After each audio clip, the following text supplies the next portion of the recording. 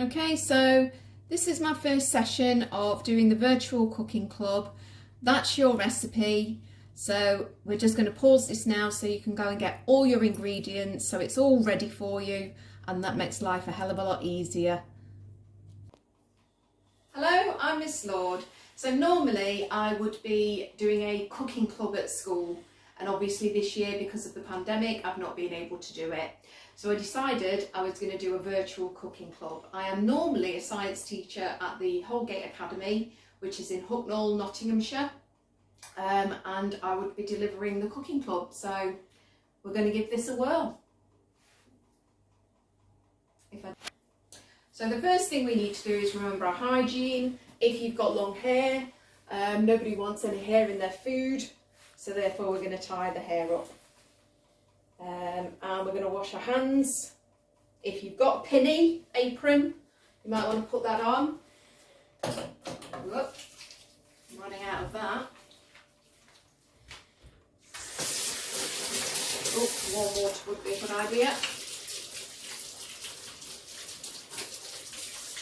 And I'm sure there are some of you out there that have probably got gel nails.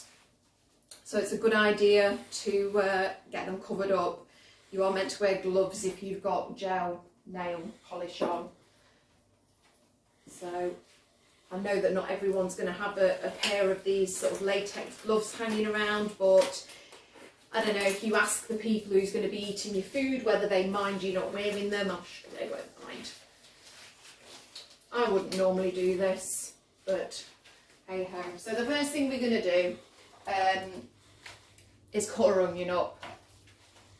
So you would normally just cut the end off there like that. Cut the end off there. You can see that I'm kind of forming like a bridge shape over my onion to hold it in place.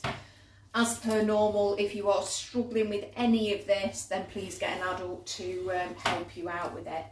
And we're just going to take off the outer bit, which is always a bit manky. There we go. So just peel off that outer bit. I'm going to show you quite an easy way to cut onions up. So if you can get a close-up of my onion, sir.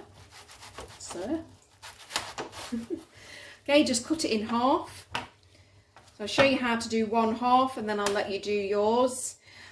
So we start to cut them, but we don't cut them all the way through. If you can see, I've just done that to there. And then I do another one. But I'm not cutting, I'm cutting all the way to the bottom, but I'm not cutting all the way to the top of the onion. And this just helps to hold it together. So do that very slowly and carefully until you've cut through most of the onion. When we get to the end bit, it does get a little bit slippy, as you'll see, and I'll show you how to do that. Okay, I'm getting to the end of the onion now, so it does get a little bit tricky here. So kind of make a little bridge using your hand, as you can see. Just make sure you keep your fingers away from the knife. And again, if you are struggling, maybe get an adult to do this. You can actually get onion that's pre-cut. Let's just keep cheating a little bit, but it makes life a lot easier. And then you're just cutting through the rest of the onion, as you can see that I'm doing right there. Okay, so the next stage is to fry your onions. You would normally do this over like a medium to high heat. I'm going to use quite a healthy spray oil here, but if you just put a little bit of whatever cooking oil you've got into the bottom of your pan. Just make sure you've got an adult with you when you're doing this. We don't want anyone's houses burning down, do we? I'll probably say that in all my videos. We're just going to leave that to get up to high temperature, and then you just drop in your onions, and we're going to cook them until they're sort of soft and brown, which shouldn't take too long. Okay, so just use your wooden spoon or spatula, whatever cooking instrument you've got, and we're going to cook those. Now at this point, if you are using garlic, which was on the recipe list, for those of you that have never seen garlic before, there you go, that's garlic. You would normally need to peel those and cut them up into very small pieces, because large pieces can be quite hot. And even get one of these, which makes life a lot easier.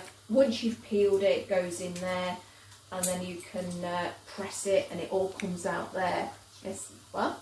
Garlic press. It's a garlic press. My husband has just informed me. Thank you. But just because I'm lazy and because it's so much easier, you can get that. They're normally about 50p from supermarkets. I better not mention a name, have I?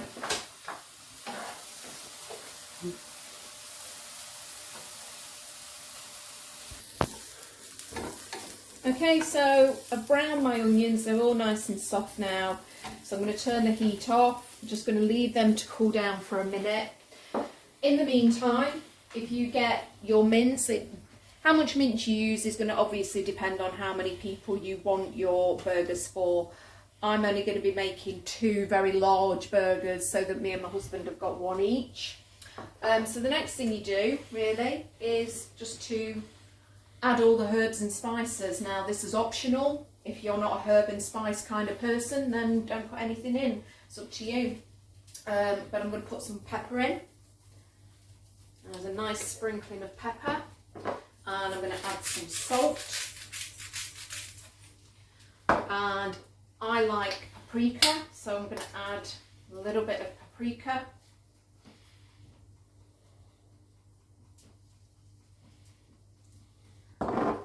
And I also love a little bit of oregano, so I'm going to add some of that.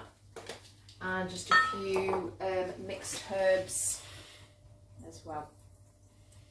Okay, so we're just going to kind of use our hands to mix all of that up. And when the onions are cool, you're going to add the onions as well.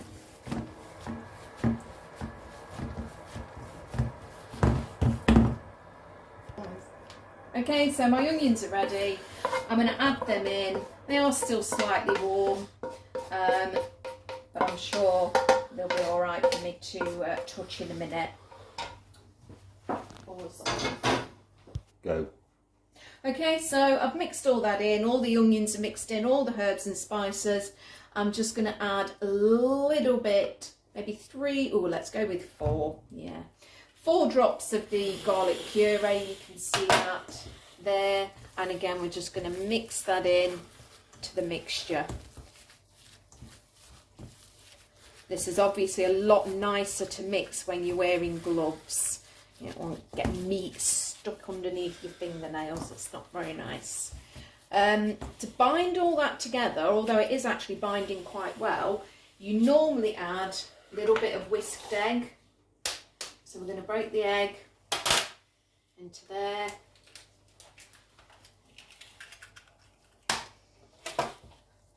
You don't necessarily need a proper whisk for this, like an electric one. You can just do this with a fork. Just add a little bit to begin with. If it starts to bind together, then you shouldn't need too much of that. Okay, so we're just going to add a little bit in. And if all that binds together quite well, then we'll start to make our patties. Okay, so the next stage is to get your cheese ready grated. I've already grated a little bit there. Just make sure that you are very careful when you're doing this. Keep your fingers away from the side, otherwise you'll end up grating your fingers and your skin off, which is not good. You shouldn't need an awful lot because you're not going to be able to fit too much into your burger, because remember, it's going to go in the middle. That's probably the best way to grate once you get to the end of your cheese.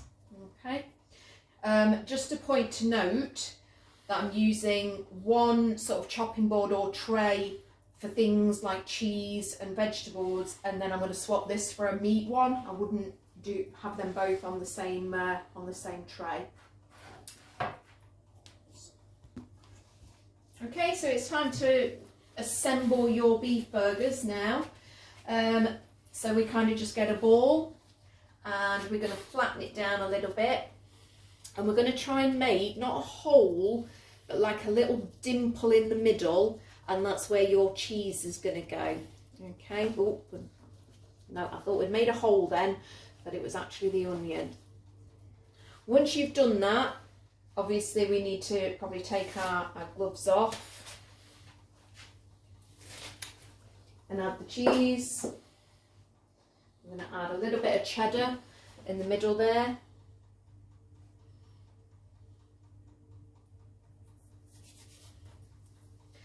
And I'm not going to bother with that, I'm just going to put this over the top. Okay, and then I'm going to wash my hands. So we're going to lay that on top, and just try, you might need a bigger hand. If you've only got small hands, you might need a bit of help with this. You're going to kind of just knead it all together.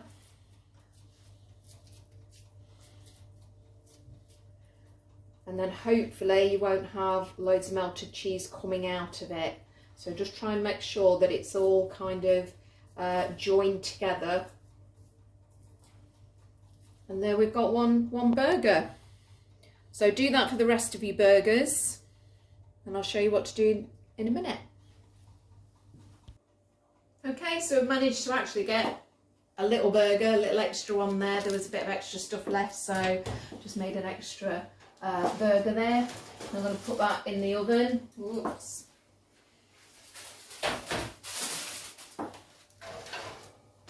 Round about in the middle, and then if you've got a fan oven, I would probably say about 180, 190 degrees.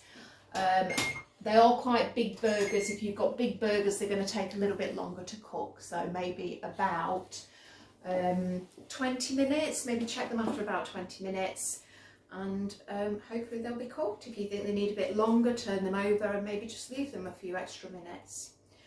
But we'll show you the finished article in 20 minutes. Okay, so we've got the finished article. I'm just going to plonk that onto there. So we've got mayo and ketchup with ours, but you will have your own things that you like your burgers to be with. We've also got some sweet potato fries, and we'll fight over that little one later, Mr. Darrington. Okay, so that's it. Everything's done. Hope you enjoy. Before you go, if you want to do these again, I'll just give you the instructions in case you don't want to watch the video. Am I doing it that way? Which way do I do? No. There we go. Okay, so there's the instructions that you can just pause them. And there are a few other options. I know that not everyone eats beef. So there we have a few other options for you.